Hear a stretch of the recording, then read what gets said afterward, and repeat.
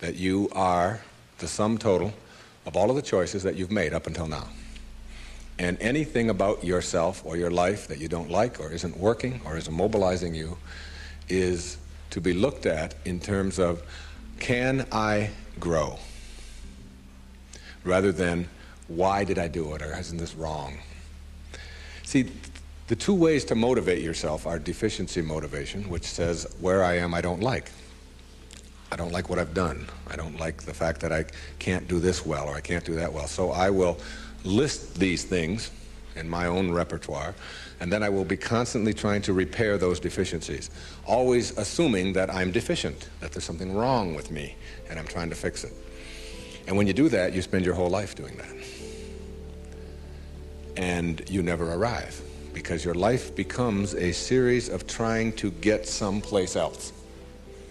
And it is, if you follow that, if you live that, if you behave that, then what happens to you is you become a person who will always suffer from this disease called more. You always have to have more. Because whenever you are getting where you want to go, let's say you want $100,000 in the bank, and you work, and you struggle, and you deny yourself, and you do all of those things, and you finally you get there, and here you are, you got $100,000 in the bank. All of this stuff over here is, of course, your life, and that is all you know. That's what you know how to, that's how you are. That is your being, that is your way of being. So that when you do get here, what you will do is say, this is not enough. A no-limit person is never operating from deficiency or from lack in their life. They're never saying, I don't have enough. Success is an elusive thing, right? What is it? And I think it's very interesting that if most people can't define success, well, it means you made X amount of dollars. But if you make X amount of dollars but you spend more, are you successful? Or, well, it means you come home happy every day. Okay, how do you know when you're happy, you know? So I think success is a funny thing, which is we all seem to pursue it, but we don't know how to measure it or actually how to define it.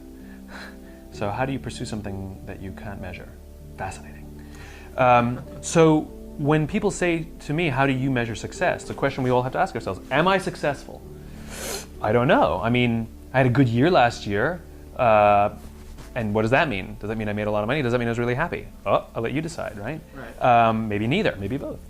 I had a good year last year, but am I successful? And the answer is no. I don't feel I am, because I'm trying to build a world that doesn't exist yet. I'm trying to build a world in which 90% of people go home at the end of the day feeling fulfilled by the work that they do. So I definitely took a big step forward towards that goal, but I'm still so far away. So somebody said to me, then how do you know if you're successful? And the answer is, if it can go by itself.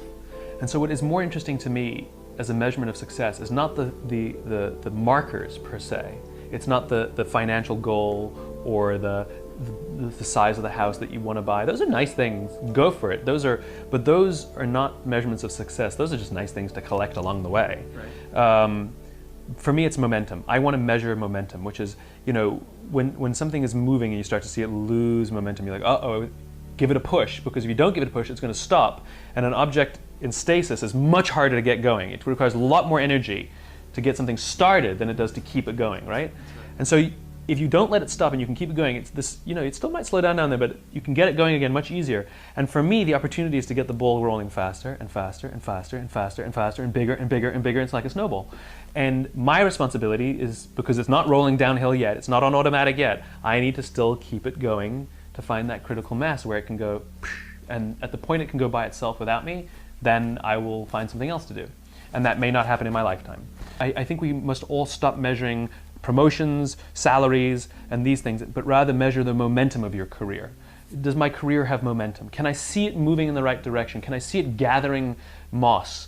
You know, can I see that it's becoming easier for me to keep the momentum? It's becoming easier for me to grow the size of this thing. It's requiring less effort. That's the thing we need to measure. Yeah. That's the thing that we need to be cognizant of, which is the momentum of our careers, not just the markers that we think define our success.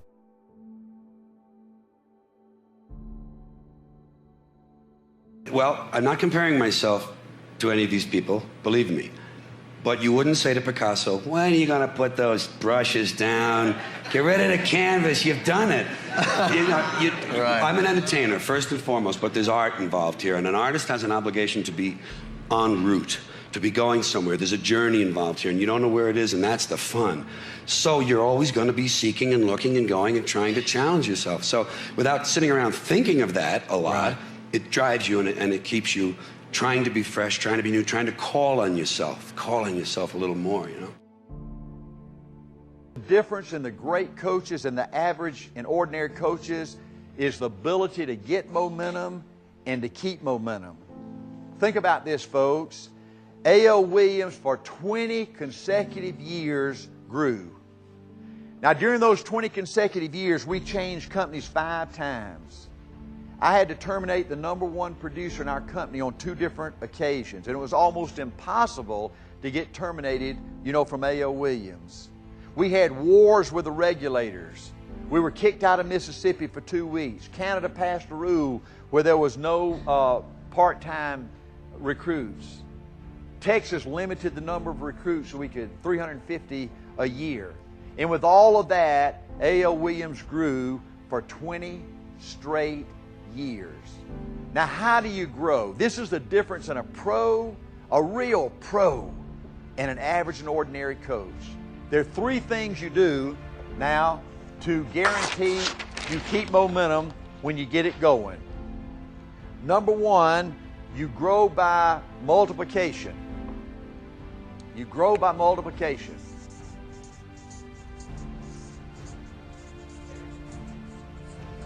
You've got to always be promoting people to district leader, to division leader, to RVP. Okay? Because once you get things growing by multiplication, then what you have, or you have hundreds or thousands of people that are doing what you are trying to do, okay? Building friends, praise and recognizing people, recruiting best friends. Does that make sense? And see, once you're growing by multiplication, that's the greatest opportunity for you to keep that momentum that you've kept. Okay? That makes sense? All right, number 2, the second thing in keeping this momentum, once you have it, is you've got to have an enemy. You've got to have some kind of injustice out there you're trying to create. You've got to have an edge. I don't care if you're in the real estate business, right? If somebody's charging let's say a 10% commission on just raw land that you sell out there, then you do it for 8.5% or something, right? You've got to have an edge over the enemy. You've got to have an enemy you're trying to beat out there, right? Now, we were fortunate to have the worst enemy in the whole history of the world, right? The trash value guys, right? But you're selling a crusade. There's nothing that energizes people and keep that momentum going like a crusade, right? You're out there trying to save the world. You're trying to make a difference with your life, right? And then the third thing is you have competition inside the company. I was a master at promoting competition inside the company, right?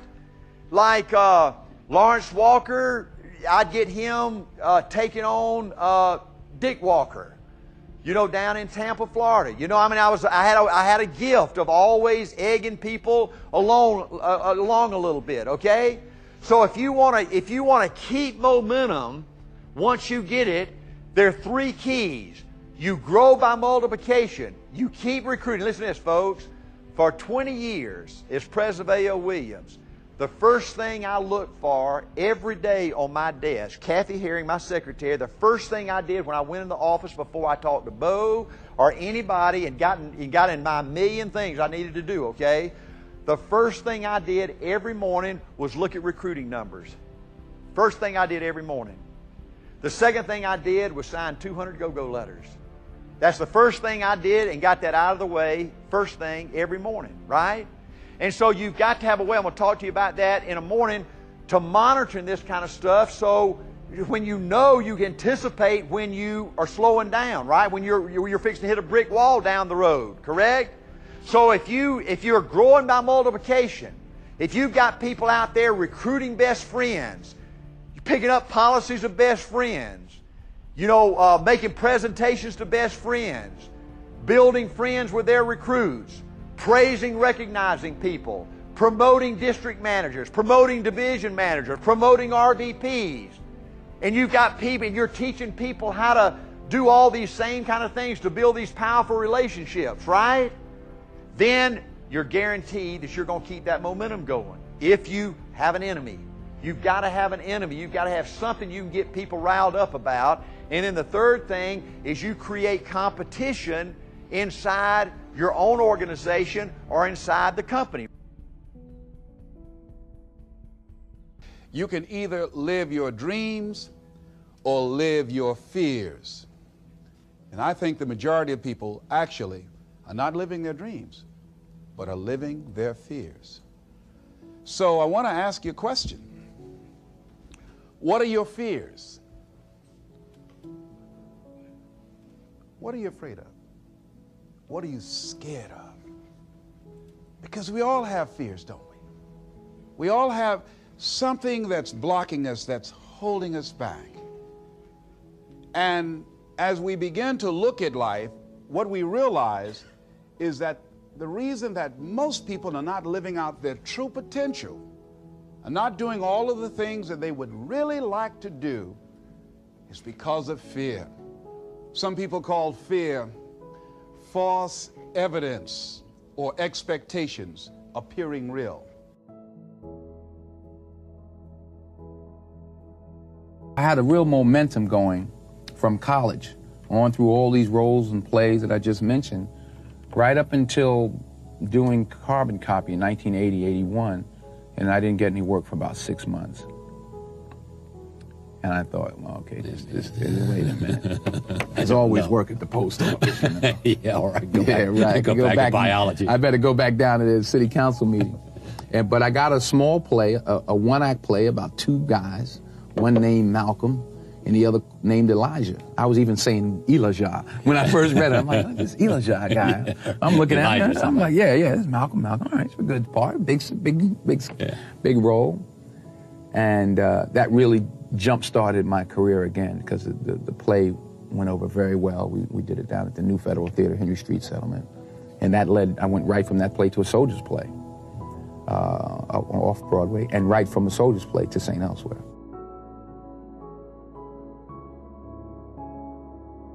Being an actor, or even being an artist, and I had studied in school behind the camera, was not even in the vernacular of my dreams. I was raised 9 to 5, you go to work, you work your way up a scale. That's from your old man, right? Yeah. And that was all I was able to even, like I said, dream about. So the idea of living life and having a career that was in the arts, that was in the storytelling business, that was something that was really fun, was not something that, like I said, I even dreamed of. I was in the right place, right time, right bar. Guy found me and said, you want to come in and read for a part in a movie I'm here producing called Dazed and Confused? I said, sure. I go read for the part. It's got 3 lines. 3 lines turns into 3 weeks' work. They're paying me $325 a day. People are telling me I'm pretty good at it, and I think I'm getting away with something. And I still do feel like I'm getting away with something. Everybody's problem comes down to one pattern you're repeating that you can't see. And that pattern is getting triggered by something that happened in your past that left you with this emotional scar. And so for me, the thing that I always have to deal with in myself is the fear of disappointing somebody. So if I'm in a situation where I start to feel that, it's an old trigger. And so when you finally have a word that describes in a visceral way this thing you hate about yourself, or this thing that triggers you, or whatever it may be, that's where the power comes, because now you can name the thing that was once controlling you. And so if you can identify, first of all, the pattern you keep repeating that makes you miserable or doesn't serve you or makes you lose your power or has you go numb, then you can start to go back and say, well, where did I first start doing this? And what was the experience that triggered it? Because that's the root of the problem right there. And when you expose all of that, the trigger and the emotional button, like I'm afraid of disappointing people, I'm afraid of disappointing people, I'm not worthy, I'm pissed off that this is happening to me. Now you have the ability to change it forever. Every problem, the problem itself presents an opportunity that dwarfs the problem. And that is to say that if I had only looked at my failure with the audiobook and viewed it as a failure in the product, let's say, and not in the process, I wouldn't have taken away much. Instead, I realized that my approach wasn't right, fixed my approach, and that has led to a lot of great successes. Professional sports, everybody always said, oh, he's a closer, and they said that's the top level of a competitor. And I always thought, well, working with Michael, I said, comparing him to everybody else and putting him in a category as a closer along with all the other players, I said, that's an insult. I see what this man goes through. I've seen his preparation. I don't like to use the word legendary with him because he's not a legend. He's an icon. There's a lot of legends out there. There's only one icon. He's an icon. A cleaner is an individual, what we call a don't think person. They're so well prepared at what they do. They spend hours and hours of time, years of getting prepared, that no matter what's thrown at them, they're going to deliver that end result over and over again. Their instincts are so dead on that no matter what variable, what problem, they can adjust on the fly and have the ability to get themselves in what we call the zone. The problem is, in order to be able to put yourself in the zone, preparation is the key.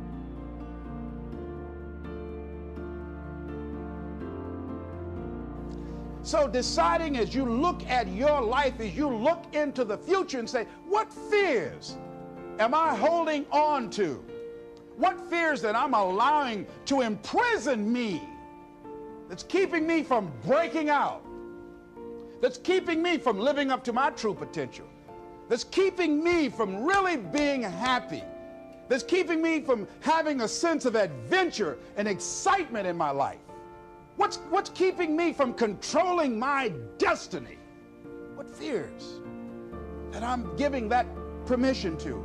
Notice what I said, that we must give our permission to fear to immobilize us. Because whatever discomfort you experience, whatever challenges or difficulty that it is, you got to handle it. Got to go up in there and wrestle with it. Will it be easy? No. Will it be challenging? Yes.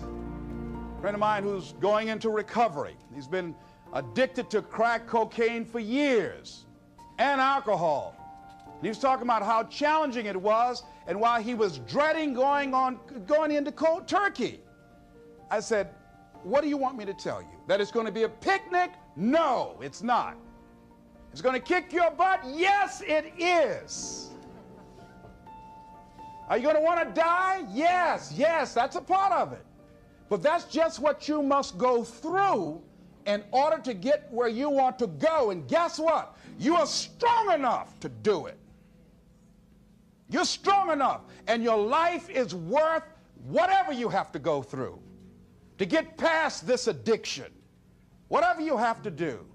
This dream you got, whatever you want to do, will it be easy to just run out there and do it? No. Will it happen overnight? No. Will it be a struggle? Yes.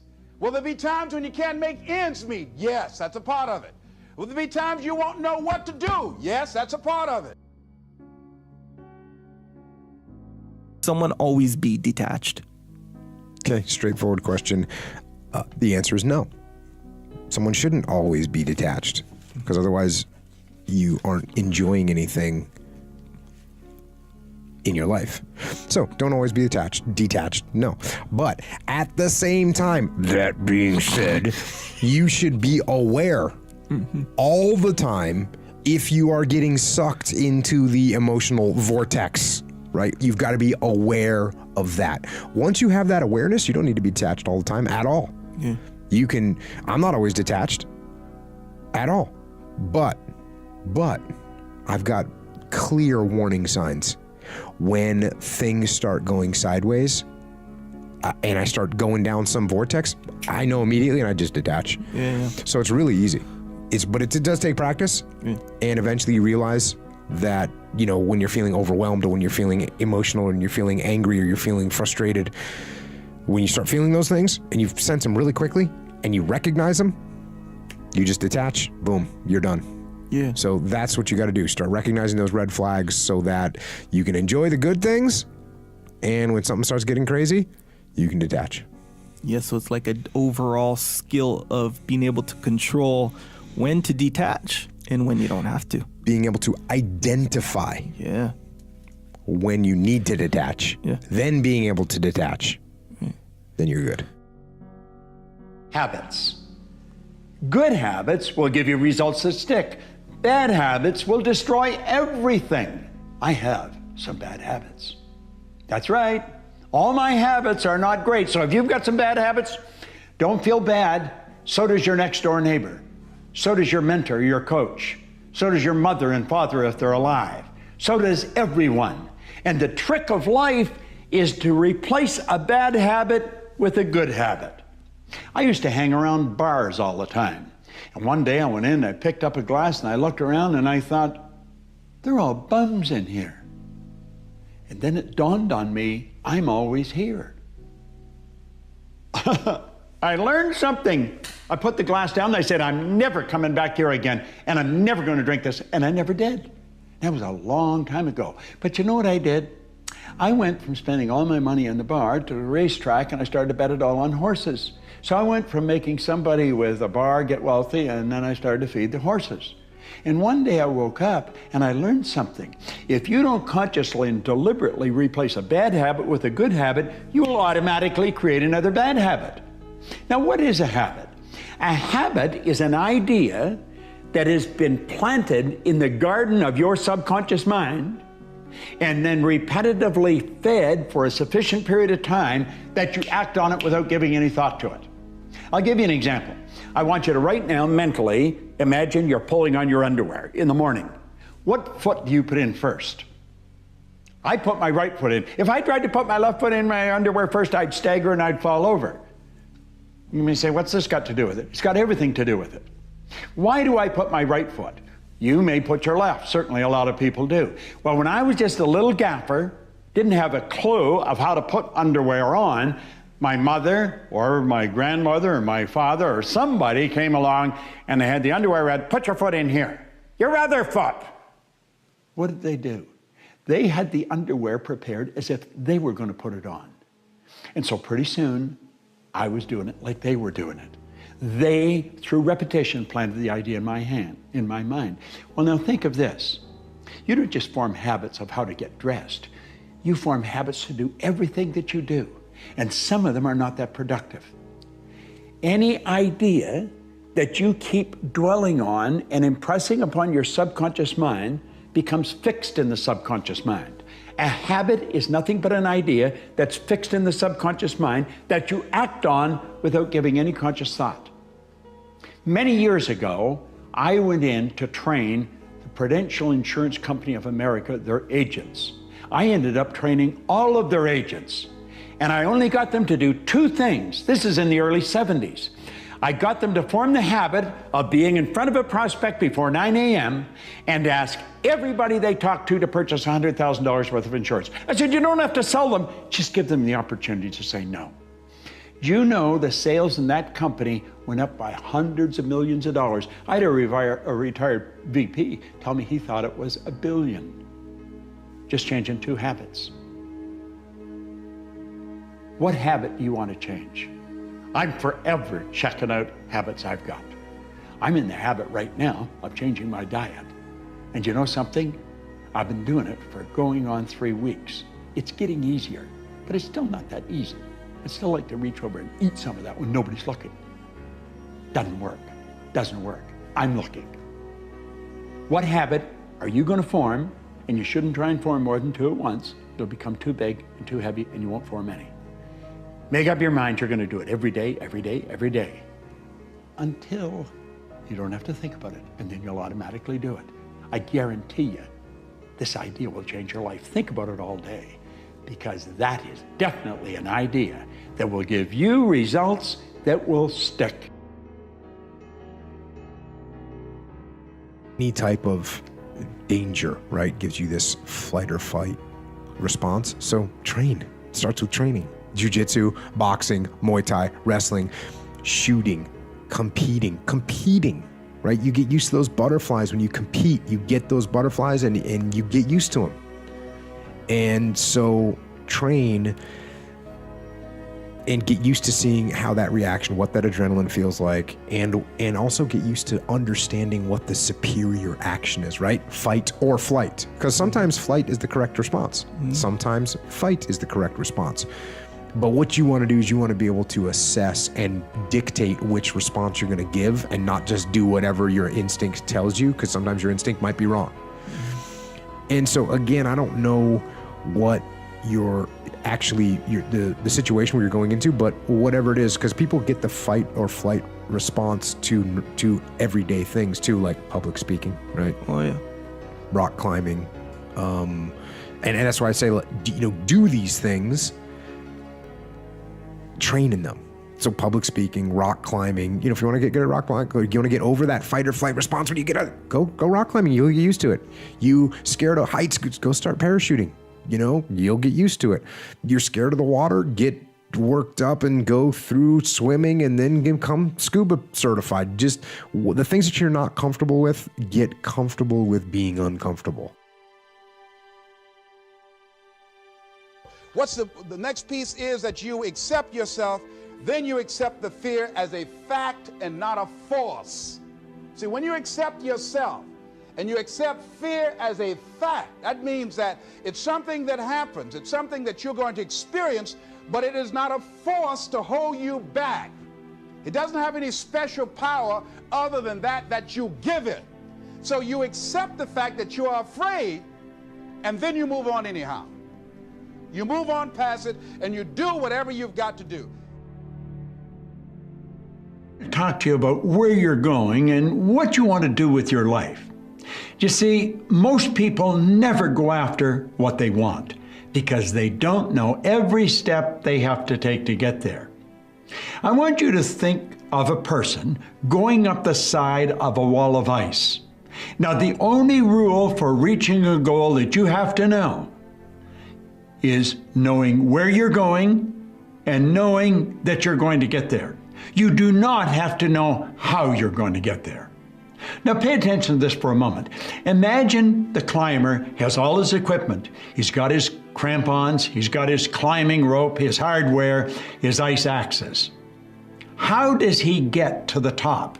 He's standing on the ground and he's looking at maybe 100-foot vertical wall of ice. He looks up and he has absolutely no idea the path that he's going to take. He just sees himself at the top. He reaches up and he puts one pick in, and then another pick. Then he raises one foot and then the other. Now he's not standing on the ground any longer. He's suspended on the wall on a vertical wall of ice that goes up for 100 feet. He adapts to the changes that is taking place in his environment. And then and only then does he see the next step. And he moves this pick, then this pick, then this foot, then this foot. Now, that's how he gets to the top, a step at a time. And that's how you're going to get to your goal. You just have to know the first step to take. And when you take that step, you're going to find that your conditions, your circumstance, and environment will change. Then you see how you have to make the next step. It's a matter of adapting all the time. You only have to know two things. You have to know where you're going, and you have to know that you're going to get there. You've got to see it in your mind. Now, this is the beautiful scenario. This is what it's all about. Save that in your mind and think of it often. Think, every time you think of your goal and you're trying to figure out how you're going to do it, think of that vertical wall of ice. What's the next step? That's all you really have to know. One step at a time. And you'll get to wherever you're going. That's how Hillary got to the top of Mount Everest. And I don't think that it's optional for us to sit on what we have. See, if you're sitting on what you have, what you've been given, and I think everybody's been given something to bring to the planet, that only you can do that, only you can perform that, only you can initiate that activity. And if you don't do that, if you're not filling in your life with your life work or your mission, then there are gaps in your life. And what we do when we're not living out our true identity, we begin to fill the gaps. We fill the holes with garbage. Alcohol, drugs, worry, self-destructive behavior. So when you begin to look at your life and you know that you're not doing what you can do because you have allowed yourself to be held captive by your fears. Now, when you don't have a true appreciation and acceptance for who you are, and you allow yourself to be immobilized by fear, what happens in the process is that you begin to abuse yourself. You begin to sabotage your life, you begin to sabotage your dreams, you begin to unconsciously work against yourself. You become your own worst enemy. So what do you do about that? Well, you begin to realize that your dream and your gifts have so much meaning and so much value for you till your hunger for them will begin to push you past the fear.